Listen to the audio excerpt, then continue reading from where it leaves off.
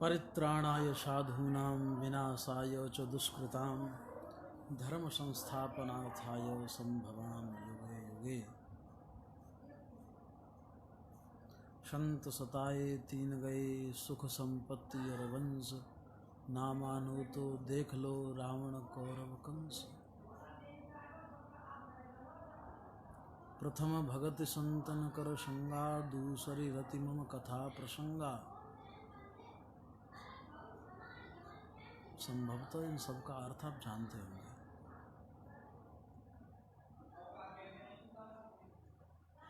भगवान ने जब जब धरा पर अवतार लिया, संतों की रक्षा के लिए, सज्जनों की समस्त पीड़ाओं को नष्ट करने के लिए, समस्त कष्टों को हरने के लिए युग युग में इस धरा पर अवतार लिए। कभी राम बन के आए, कभी कृष्ण बन के आए, कभी परशुराम बन के आए।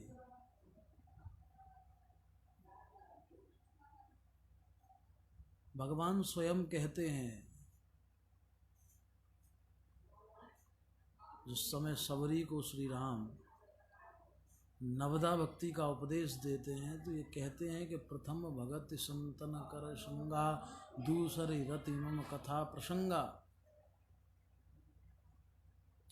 सबसे पहली ही भक्ति भगवान अपनी ये बताते हैं कि आपको ज़्यादा कुछ नहीं करना, आपको केवल साधु जनों की, संत जनों की सेवा करनी है, केवल उनका संग करना है। भगवान अपने से पहले संतों को रखते हैं और फिर भी यदि कोई संतों को सताए,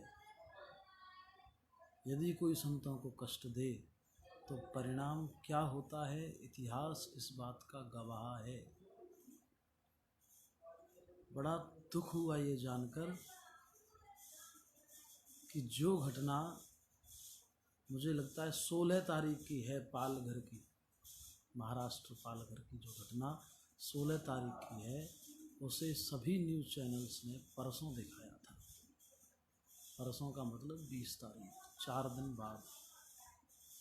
और मैं धन्यवाद देता हूँ सुदर्शन न्यूज़ को, जिसने इस न्यूज़ को सबसे पहले दिखाया। यानी क्या हमारा भारतवर्ष संतों की कृपा, संतों की करुणा और संतों के दया के आधार पर, उनकी आशीर्वाद के आधार पर ही बुनियादी रूप से खड़ा नहीं है? जरा विचार करिए कि यदि जो घटना पालघर में हुई, एक वामपंथी भीड़ ने पूर्ण रूप से क्रूरता दिखाते हुए हमारे 2 संतों को, उनके साथ उनके ड्राइवर को जान से मार दिया, और उस बात पर महाराष्ट्र के मुख्यमंत्री उद्धव जी, मैं उनके साथ उनका सरनेम नहीं लगाऊंगा, इसलिए नहीं लगाना चाहता क्योंकि उनका सरनेम बाला साहिब ठाकरे है, जिन्होंने अपने पार्टी की नींव ही भगवा पर रखी थी, जो भगवा को ही अपना अस्तित्व मानते थे, भगवा ही जिनका आधार था। आज शायद उनके पुत्र इस बात को भुला चुके हैं और वो कह रहे हैं प्रेस कॉन्फ्रेंस करके कि साहब ये एक गलतफहमी के द्वारा हुआ था। जरा विचार करिए, ऐसी कौन सी गलतफहमी जो सैकड़ों की भीड़ केवल 2 संतों और उनके एक ड्राइवर को जान से मार देती है? ऐसी कैसी गलतफहमी है? जबकि वहाँ प्रशासन मौजूद है, जबकि वहाँ पुलिस मौजूद है। आप लोगों ने यदि वीडियो देखी हो तो मुझे बड़ा दुख हुआ ये देखकर कि उस संत ने जब पुलिस वाले को देखा तो ये सोचा कि शायद ये मेरी रक्षा करेगा। उस संत ने, जो बुजुर्ग संत थे, 70-75 उम्र रही होगी उनकी, और उन्होंने जब उस पुलिस वाले का हाथ पकड़ा, ये संभावना करके कि ये मुझको इस भीड़ से बचाएगा जो क्रूर हो रही है, जो आक्रोशित भीड़ है, ये मुझे इससे बचाएगा, लेकिन वही पुलिस वाला भीड़ में ले जाकर के संत का हाथ छोड़ देता है। क्यों? तो ये एक सोची समझी कोई रणनीति हो सकती है। जो भी हो, ये गलतफहमी तो नहीं हो सकती। गलतफहमी का परिणाम ये तो नहीं हो सकता कि सैकड़ों लोग मिलके 3 लोगों की निर्मम हत्या कर दें, पहले उन पर पथराव करें, उनकी गाड़ी को पलटें और फिर उसके बाद उनको जान से ही मार दें। सैकड़ों लोगों को गलतफहमी एक साथ, और इतनी भयानक गलतफहमी नहीं हो सकती, उसका परिणाम इतना भयावह नहीं हो सकता। और ज़रा विचार करिए कि यदि भारतवर्ष में संतों का ये अपमान, संतों के प्रति ये क्रूरता होती रही, तो भारतवर्ष का अस्तित्व क्या रह जाएगा? भारतवर्ष की महिमा क्या रह जाएगी? क्या गरिमा है भारतवर्ष की? पहले ही हमारा पूरा भारतवर्ष एक बहुत बड़ी महामारी से जूझ रहा है। यदि संतों का ऐसा अपमान रहा तो न जाने इसका परिणाम आपको, हमको, सबको किस रूप में भुगतना पड़ेगा।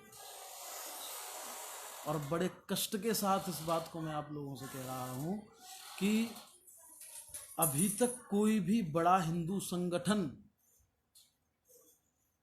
संतों के न्याय के पक्ष में खुलकर के सामने नहीं आया है। यदि यही घटना किसी और के साथ हुई होती तो अब तक न जाने क्या होता। मेरा विषय आक्रोश का नहीं है, मेरा विषय भक्ति का है, भक्ति पथ है, मेरा प्रेम पथ है। लेकिन फिर भी बड़े प्रेम पूर्ण मैं सबसे ये निवेदन करना चाहूँगा कि यथासंभव जो हो सके उन संतों को न्याय दिलाने के पक्ष में हम क्या कर सकते हैं, हमें करना होगा। अपनी आवाज़ को एक साथ मिलाइए, सस्वर होइए और इतनी बुलंद करिए अपनी आवाज़ को कि ये आवाज़ पहुँचे प्रत्येक व्यक्ति की कानों में। ऊंचे पदों पर बैठे हुए प्रत्येक व्यक्ति के कानों में ये आवाज़ पहुँचे, इतनी बुलंद करिए अपनी आवाज़ को। जूना अखाड़ा के महंतों ने घोषणा कर दी है कि जिस दिन लॉकडाउन ख़त्म होगा, लॉकडाउन खत्म होते ही हम सब महाराष्ट्र कूच करेंगे। और मैं तो फिर इतना ही कह सकता हूँ कि संत सताए 3 गए, सुख संपत्ति और वंश ना मानो तो देख लो रावण कौरव कंस। संतों की महिमा बहुत है। यदि संतों को कष्ट इस भारतवर्ष में दिया गया तो परिणाम भयावह होगा, परिणाम उचित नहीं होगा। संतों की तो कृपा प्राप्त करनी चाहिए। संतों को कष्ट देना हमारी सभ्यता नहीं है।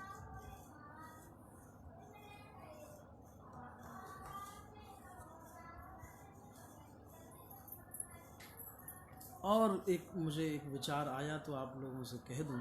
श्रीमद् भागवत में गज और ग्राह का एक प्रसंग आता है। उस प्रसंग में आप लोगों ने कई बार सुना होगा कि गज जो बड़ा बलशाली था, वो एक जलाशय में जाकर के स्नान करता है, अपने पुत्रों के साथ, अपनी पत्नियों के साथ वहाँ जल क्रीड़ा करता है। इतने में ही एक मगर वहाँ आता है और उस बलशाली हाथी के पैर को पकड़ लेता है। हाथी सोचता होगा कोई जीव मुझसे ज़्यादा बलशाली नहीं है, मैं छुड़ा लूँगा अपने पैर को। बड़ी कोशिश करता है, नहीं छुड़ा पाता। उसकी पत्नी, उसके पुत्र, उसके मित्र सखा जो हैं, सब बड़ा प्रयास करते हैं, नहीं छुड़ा पाते, क्योंकि हाथी भूमि का राजा था, जंगल का राजा था, और उस समय वो जल में था।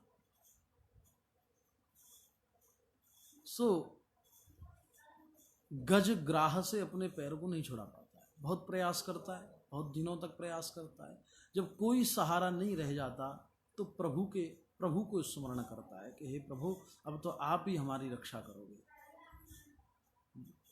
और भगवान दौड़े भागे चले आते हैं गज को बचाने के लिए। भगवान आए, भगवान ने हाथ बढ़ाया, गज को पकड़ा, गज को बाहर निकालें उससे पहले ग्राह की मुक्ति हो गई थी। समझिए इस बात को। इस कथा से हमें बहुत कुछ सीखने को मिलता है। ये कथा हमको सिखाती है कि ग्राह में स्वयं में इतना सामर्थ्य नहीं था कि भगवान का भजन करे, वो भगवान को प्राप्त करे और भगवान उसको उसके कष्ट से मुक्त कर दें, उसको जीवन मरण के इस झंझट से मुक्त कर दें। उसमें इतना सामर्थ्य नहीं था कि वो भगवान का भजन कर सके। इसलिए उसने गज का पैर पकड़ा और गज ने भगवान को बुलाया। भगवान ने गज से पहले ग्राह को उतारा। क्यों? क्योंकि हे ग्राह, यदि तू नहीं होता तो मेरा ये भक्त जो अब तक सोया हुआ था ये मेरे प्रति जागृत नहीं होता। समझ रहे हैं आप मेरी बात को? अथवा तो दूसरे भावों में ऐसा भी कह सकते हैं कि गज ने भगवान को पुकारा, पहले ग्राह को उतारा। आप यहाँ इस तरह समझ सकते हैं कि गज कोई संत है और ग्राह हम जैसा कोई गृहस्थी और सामान्य पुरुष है। हम भगवान का भजन करें, भगवान को प्रसन्न करें अपने भजन से, ये संभव नहीं है। और संभव भी है तो इतना सरल तो नहीं है। इसलिए हमें अधिक प्रयास न करते हुए केवल छोटी सी चेष्टा करनी रहती है कि हम संतों की शरणागति स्वीकार करें। संतों की शरणागति जिस दिन हमको मिलेगी भगवान प्राप्त हो जाएंगे। और यदि संतों के साथ इस तरह होता रहा तो ये बहुत गलत है, ऐसा नहीं होना चाहिए था।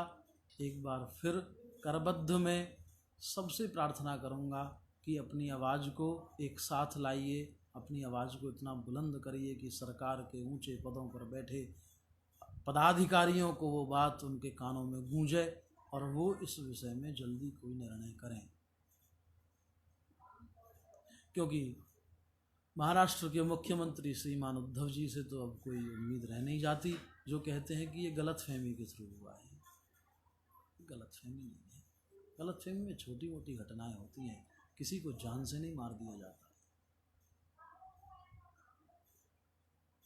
बस अपनी आज की इस बात को मैं यहीं विराम दूंगा। बहुत दिनों से मन था कि कुछ कहूँ, समय नहीं मिल पा रहा था। आज विचार बना और मैंने आप लोगों के सामने अपनी ये बात रखी। इसलिए फिर एक बार आप सबसे प्रार्थना कि अपनी आवाज़ को एक साथ लाइए, सस्वर हो करके, और संतों को न्याय दिलाने के पक्ष में आप सब आइए। एक कथावाचक होने के नाते मैं प्रण लेता हूँ कि जिस समय मुझको लगेगा कि मुझे अपनी ओर से कोई भी संभव प्रयास करना चाहिए, मैं हर संभव प्रयास के लिए तैयार हूँ। लेकिन संतों को न्याय मिलना बहुत आवश्यक है।